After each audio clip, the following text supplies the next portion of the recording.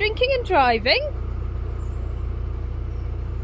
There's actually no law that says you can't be drunk in charge of a private vessel. Oh dear, they should change that law.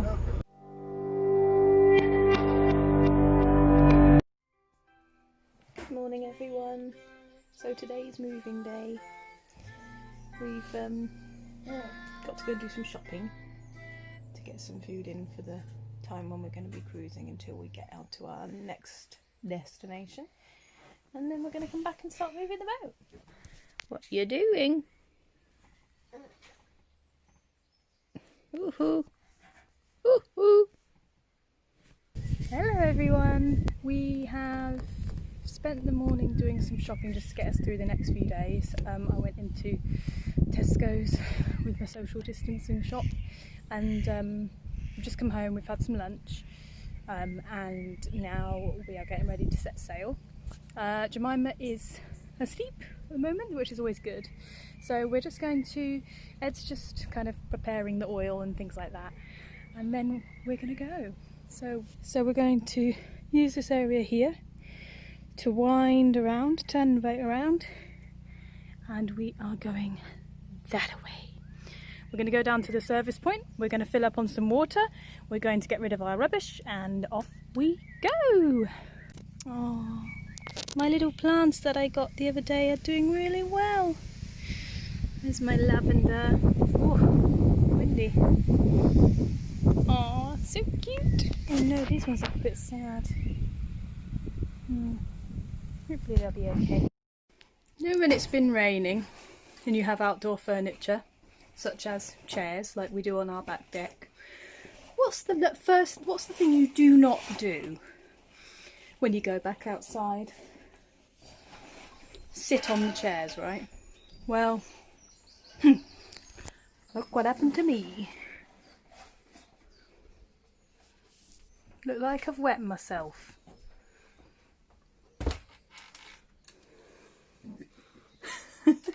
Don't laugh at my misfortune. Some new additions to the boat.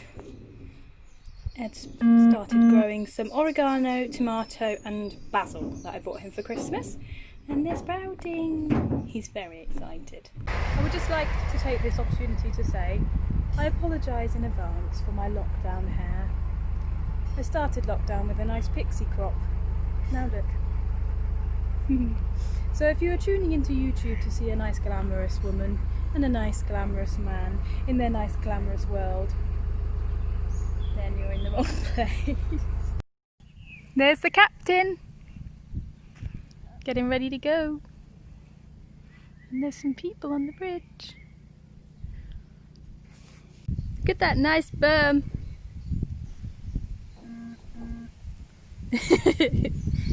Yeah, I think it might rain.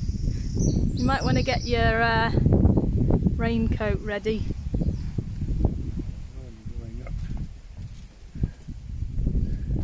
Right, so that's done. Now we start the engine. Would you like me to start the engine? Yeah.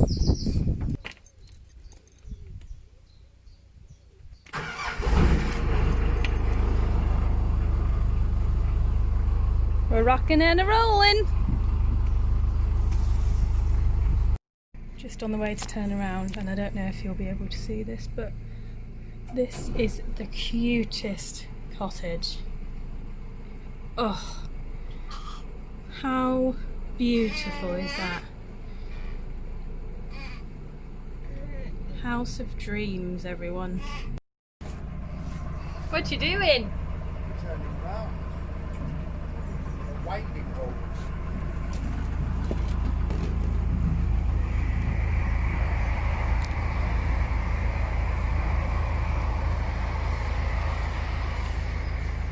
Oh, lush.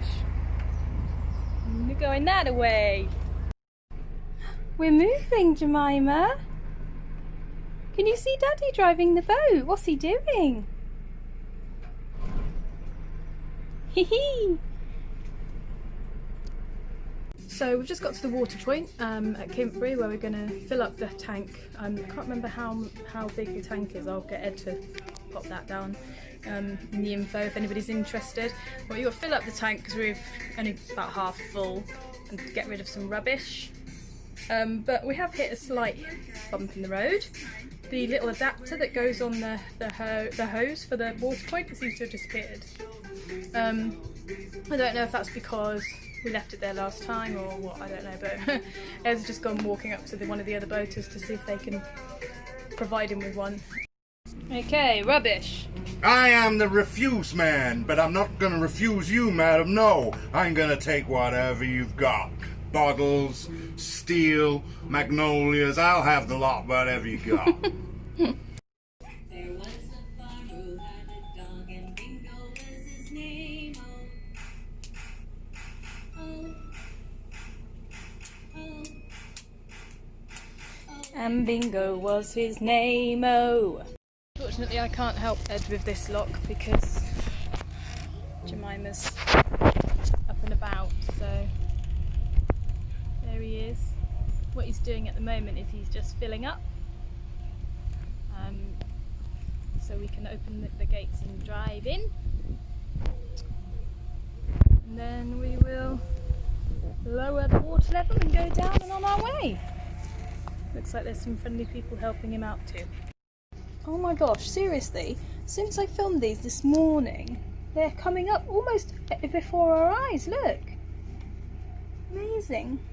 Don't know which one that one is, but that one's coming up really fast today. Ooh, exciting. We're just in the lock at the moment, as you can see. I don't know if you can see there, but we're in the lock. We've been lowered down. But Jemima and I have been sat reading her magazine, and there's this massive crash on the ceiling, and I thought, oh my gosh, has Ed fallen on the boat somehow? Went rushing out, it was just him jumping on the top.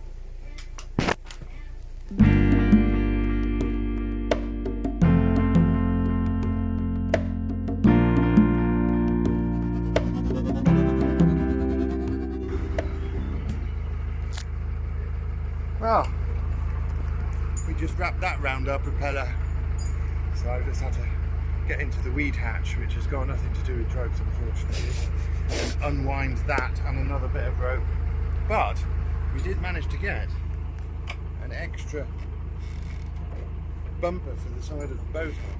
We just heard this massive something, and it was clearly just the rope wrapping around the propeller, wasn't it? Yeah, and then it jammed the rudder, because that was in the rudder. So Ed was upset that I didn't film him fixing it, sadly, but I was too worried. Just a pair of kitchen scissors is all you need. A pair of poultry shears. A good pair of poultry shears, and away we go. Jolly good. Mind you, that prop's a bit sharp on your old hand. Turn around. It's Svetty Betty. Who said boating was easy? Making the most of it before the weather turns.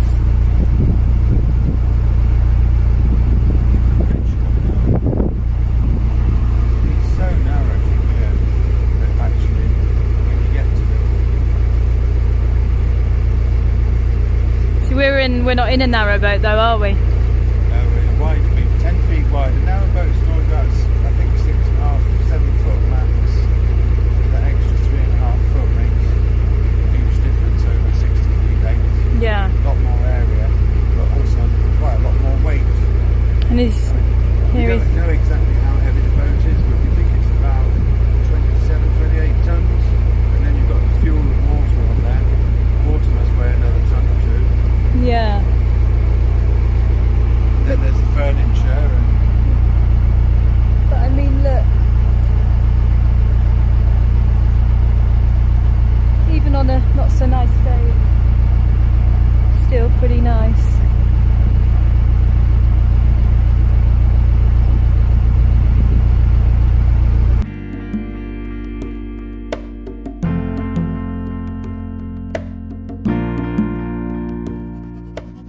So, if you didn't live on a boat, what kind of boat would you have if you had it as leisure? I think I'd have something shorter than a narrow boat, something like a 45-foot narrow boat, which would be big enough to have 2 people over. You know, you could get 4 berth, maybe 6 berth out of that, but you know, you wouldn't have a boat. Yeah. Oh, there's a bridge.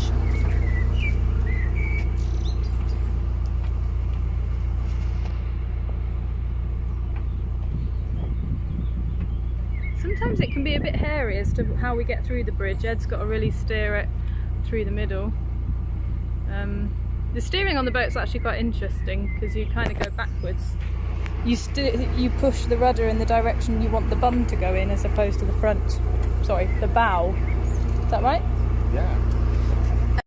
So talking about the benefits of living on a boat, you can probably see what they are. If you don't like where you are, you can just move on. If you do like where you are, you can stay for a couple of weeks, move a little bit, stay for another couple of weeks. It's really quiet pace. And another good thing that we found from living on a boat is just how minimalist one has to be. So it really is quite cleansing because you have to just get rid of stuff you don't need. I will say actually, with all that's been going on with coronavirus, COVID-19, we've probably been more prepared for it than a lot of people because we are used to staying in a small space, not going, places that quickly. We're used to not having that much around us. We haven't had an address for ages as such. So just ordering something from Amazon's not really been, something that we can do. What's this, Ed? During the Second World War, I believe, they had lots of these little pillboxes. Pillbox, so World War II pillbox. Machine guns and things. Wow. So if someone was trying to, for example, invade Hungerford by boat, by U-boat, then they would shoot at them from there, from the safety of their concrete bunker. Because that was the sport back in the day, shoot the jerry, Yes, drinking and driving. There's actually no law that says you can't be drunk in charge of a private vessel. Oh dear, they should change that law. Look, a lock. A lock coming up, people. So Emily's just off to the lock. I'm just going to drift around here. Normally I would tie up onto the rings, but because I got someone doing the lock for me, very kindly Emily's offered to do it, and so I'm just going to drift about in the channel here and try and keep fairly much lined up on it, but it looks like Emily's going to have to fill it first, so we'll come back when we're approaching into the locks.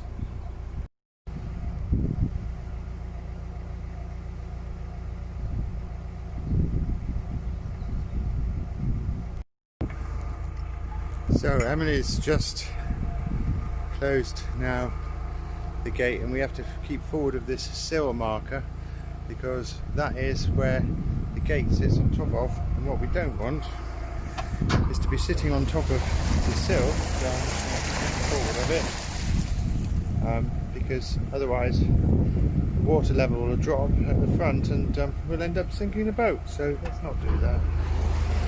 So Emily's now opening the gate, the paddle on the lock rather, to let the water out, so we should end up going downwards.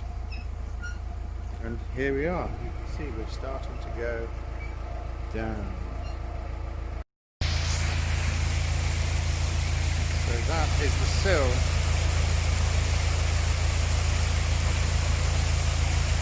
That's the sill. We don't want to be sitting the end of the boat on there. And, Emily's opening the gates for us, and we'll be heading on our way very shortly. 2 locks down, 60 to go. I think I earned my nectarine. Phew. I am pooped. We only did 3 locks, but it's gotten really humid and hot again. So we've stopped for the night. Ed's just hammering in the pins and tying us up to the shore bank. So that'll be us for this evening. So we've just arrived. We're going to stop for the night. How many locks did we do? 3? 4? 3? Coming up. So we've stopped for the night just along the towpath. Really nice stretch. Ed's just trying to work out where we are. Where are we? Just looking now. Open canal map. Let's just have a look. What have you got there, little one? What have you got there? Cucumber.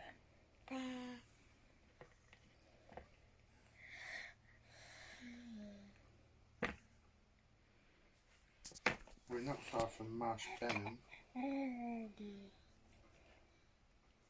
What did we do? Lock 82 or lock 80? 80. Well, we passed lock 81 and we're coming up to Hampstead Lock. What an absolutely beautiful view we've got tonight.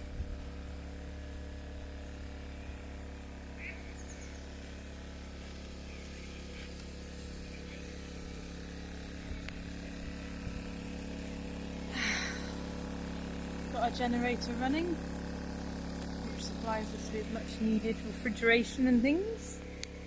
And just about to start the dinner. So here we are. That's day one over. And How many lots did we do? 3. Just 3, and we're absolutely knackered. We're not used to it, are we? No, we're not. So yeah, brighten it. 4 to do tomorrow. 4 to do tomorrow. To get to our next stop. We'll probably get up quite early and get going. But for now, thank you very much, and we look forward to seeing you tomorrow. Bye bye.